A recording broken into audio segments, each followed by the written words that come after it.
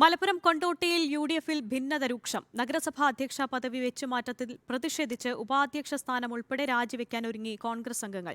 തിരഞ്ഞെടുപ്പ് മുൻനിർത്തി കോൺഗ്രസുമായുള്ള പ്രാദേശിക പ്രശ്നങ്ങൾ പരിഹരിക്കാനുള്ള ലീഗ് നേതൃത്വത്തിന്റെ നീക്കത്തിനിടെയാണ് കൊണ്ടോട്ടിയിൽ ഭിന്നത രൂക്ഷമാകുന്നത്.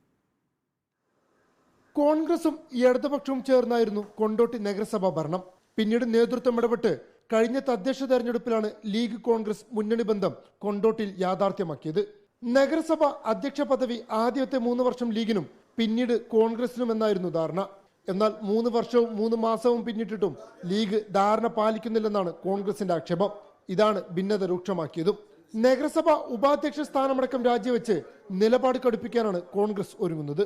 ലീഗിന്റെ ജില്ലാ നേതൃത്വവുമായിട്ട് ബന്ധപ്പെട്ടപ്പോൾ അനുഭാവപൂർവ്വം പരിഗണിക്കാമെന്ന് പറഞ്ഞിട്ടുണ്ട്. എങ്കിലും കുറച്ച് സമയം കടന്നുപോയിട്ടുണ്ട്. ഞങ്ങളെ കടമ 2 വർഷം 3 വർഷമായി. അത് ഞങ്ങളെ സ്ഥാനം രാജിവെക്കുന്നു. തിരിച്ച് ലീഗ് ഞങ്ങൾക്ക് രാജിവെച്ച് മാതൃക കാണിക്കുന്നുള്ള ഞങ്ങൾ പ്രതീക്ഷിച്ചുകൊണ്ടിരിക്കുന്നു. പ്രാദേശിക തർക്കങ്ങൾ പരിഹരിക്കാൻ ലീഗ് ശ്രമം തുടരുന്നതിനിടെയാണ് കോൺഗ്രസ് കടുത്ത നടപടികളിലേക്ക് നീങ്ങുന്നത്. എന്നാൽ ധാരണ പാലിക്കാൻ ലീഗ് നേതൃത്വം തയ്യാറാകണമെന്നാണ് കോൺഗ്രസിന്റെ നിലപാട്. ഇത് ഇവിടുത്തെ ജനങ്ങളുടെ ആവശ്യമാണ്, അല്ലെങ്കിൽ പാർട്ടിക്കാരന്റെ അവകാശമാണ്. അത് കിട്ടിയേ പറ്റൂ.